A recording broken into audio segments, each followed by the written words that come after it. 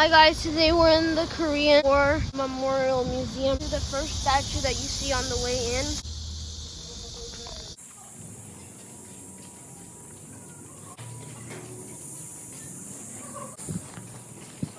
Okay, we were just there, now we're here. We'll go down to find out what it is. I still don't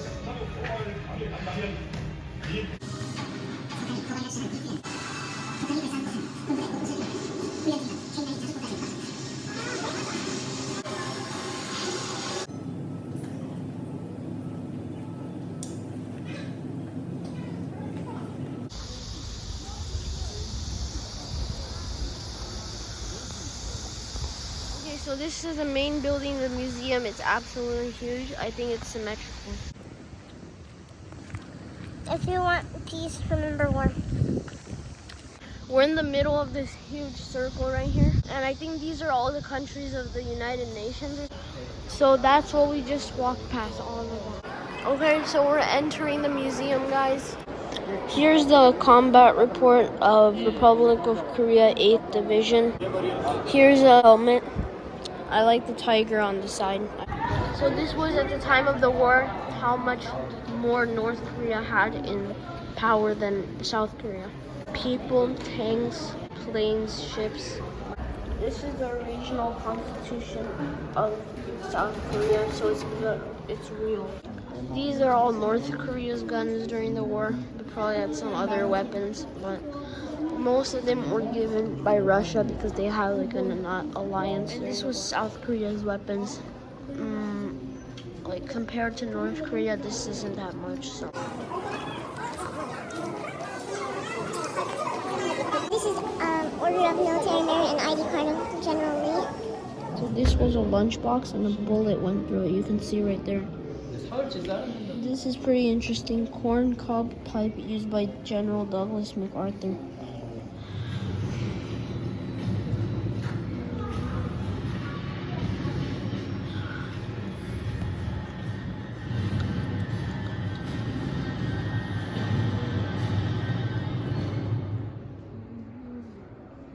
Even though Korea regained its liberty from the illegitimate Japanese occupation, the end of the Second World War did not restore peace to the peninsula.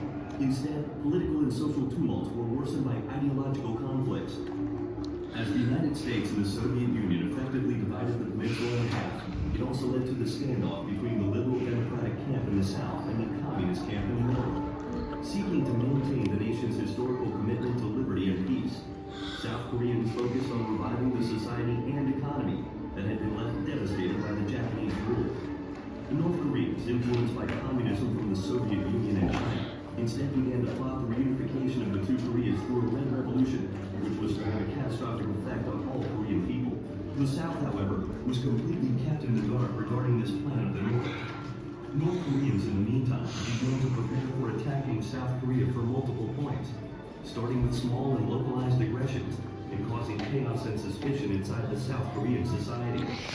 The North Korean troops assigned to the boundary facing the South finally received order to initiate the invasion, with which they immediately complied, setting the 38th parallel on fire. South Korea was powerless to counter the sudden invasion by the North, which did not even accompany a proper declaration of war. Judging that its army was hopelessly outnumbered, South Koreans immediately called on the United States and the United Nations for emergency aid. As the defense line in Yadi collapsed, the North Koreans marched without interruption to the Han River. South Koreans had to demolish the pedestrian and steel bridges across the river in order to contain the North Koreans' advance, forming a defense line along the river again. As the South Koreans fought back along the river, the United Nations finally resolved to dispatch military troops into the war on its behalf. The countries of the free world volunteered troops, military assistance, and other forms of military aid in order to help secure a place for liberty and peace on the Korean Peninsula. The United States was first to inject its naval and air force troops into the war, and shortly followed up this initial round of help by dispatching Task Force Smith for ground operations. These young men sacrificed their lives without hesitation for a foreign country only because of their conviction in the cause of liberty and peace. As Task Force Smith was crushed by the artillery and T-34 tanks of the North Korean Army in less than 6 months of entering the war, the new defense line along the Han River broke down. The members of the task force, however, performed an invaluable role in earning some time for the South Korean Army to reorganize itself and move to the central eastern part of South Korea to form a strong defense line. The 24th Armored Division of the U.S. Army, led by Major General Dean, fought relentlessly to secure and safeguard the city of Daejeon. They were still outnumbered by the North Koreans, however, and forced to retreat further southward as a result. In the meantime, the UN forces and military aid arrived at Busan, reinforcing the South Korean military capacity and gradually bringing it on a par with the North Korean army, resulting in the deadliest battles along the Nakdong River. As the Incheon landing operation began successfully under General MacArthur's leadership, however, South Korea succeeded in reclaiming the coast of Incheon within 24 hours, following their first landing on the island of Borneo. Boosted greatly in their morale, the South Korean troops annihilated the North Korean forces and marched on to Seoul. On September 20th, the South Korean forces that landed in Incheon kept pushing southward to the Han River, gradually isolating the North Korean army.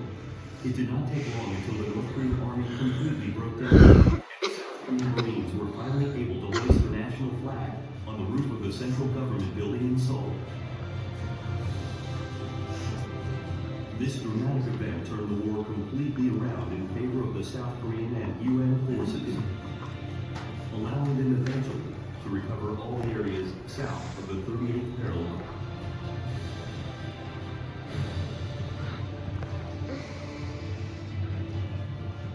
The Korean War became a defining moment in history, on which South Korea realized how precarious and fragile liberty is.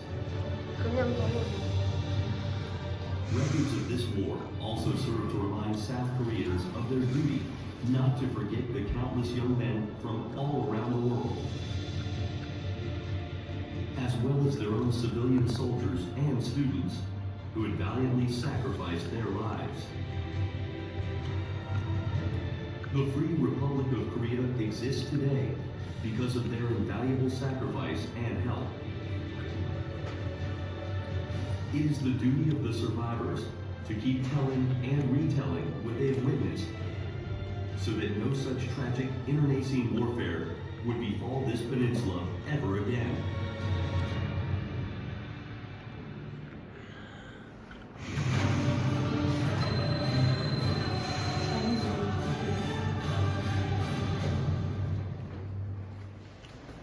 Wow, I didn't know Australia and Turkey helped South Korea. Canteen, battle equipments, guns.